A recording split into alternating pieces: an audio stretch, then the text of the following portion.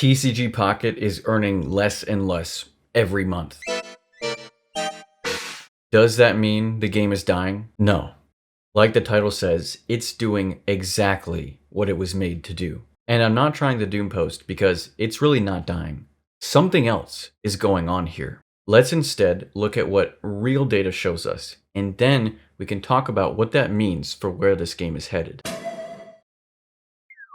First, you should know that this is not the first Pokemon TCG video game. I don't mean the old Game Boy games from the 90s. I'm talking about Pokemon trading card game online and live. Don't worry if you don't know what they are. I'll give you the super quick version right now, but if you're interested, I did a deep dive in another video. Okay, super quick. TCG Online is a really old game based on the real TCG. It was intended to be supplemental for the people who really liked to build and strategize with the latest decks. It was really niche because of this, and the UI design was straight up locked in the year 2010. That is not an exaggeration. It never changed. It just got the newest sets, and that was it. Over a decade later, TCG Live was intended to be a solid replacement, but it was nothing more than a reskin, and this time, with a battle pass.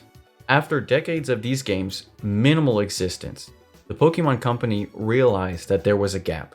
And also probably realized like, hey, this isn't Magic the Gathering. No need to emphasize simulating battles when most people who buy Pokemon cards don't even know how to play with them anyway. And it's always been that way. So, the Pokemon Company commissioned DeNA to work their magic to create something closer to like a Pokemon Go.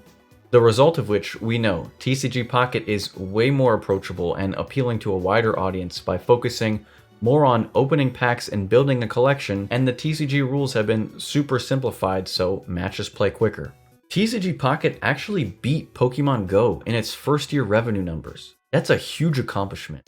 Granted, being released much later when mobile gaming and microtransactions are more commonly accepted helped a lot, but still. We actually do have data on exactly how well this game has been doing. Let's take a look and see if we can figure out where this game is headed. Firstly, active player count is messy and not officially reported. Even though we do have new accounts created per month, with all the bot and alt accounts, we're not going to pretend like we know what the real active player count is. The only other thing we have is revenue, which is actually the only thing that matters. Keeping it high level, when you look at the chart, the pattern is obvious.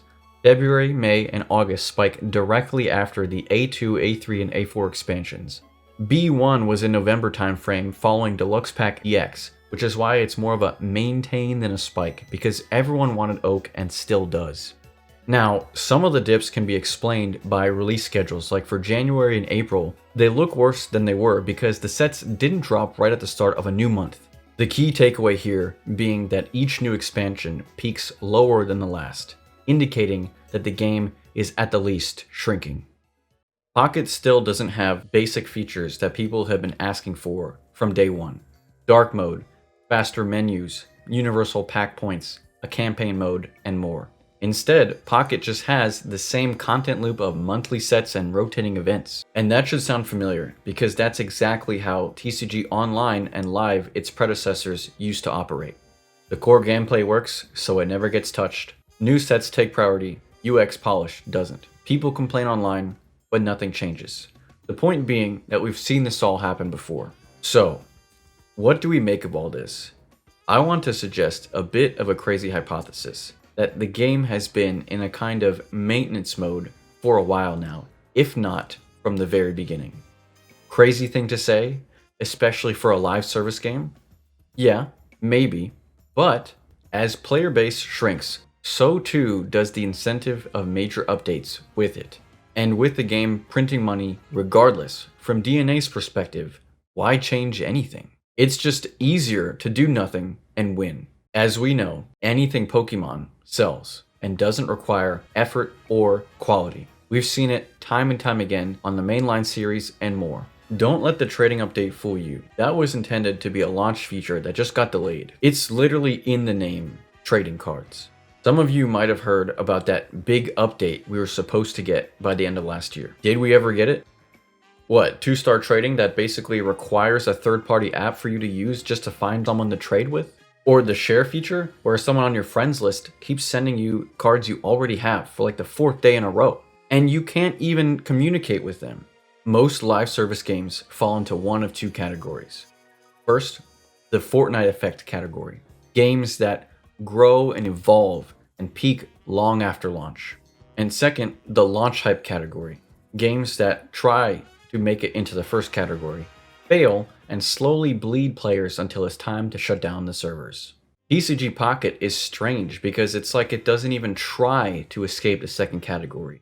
It embraces it. It instead rides a predictable monthly revenue wave for as long as it can, with minimal investment up front and minimal operation expenses throughout. Somewhere a finance executive at the Pokemon Company dreams about this game every night. Because it's Pokemon, and Pokemon cards at that, the wave should last way longer than it would for almost anything else. Due to Pocket's collecting over battling nature, it engages way more people. But also, people are more inclined to burn out, as each new set is feeling more and more like work.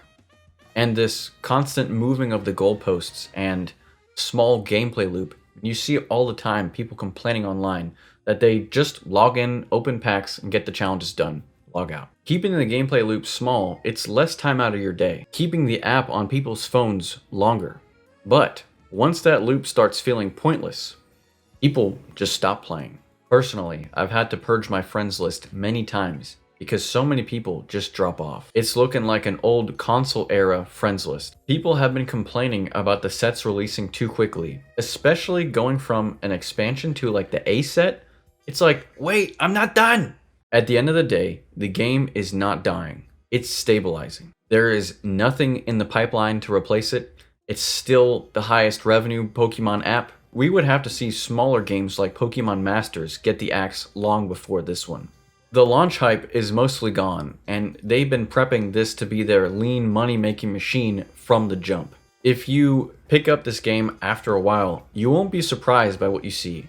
More cards, less players, the same loop. Whether that's disappointing depends on you.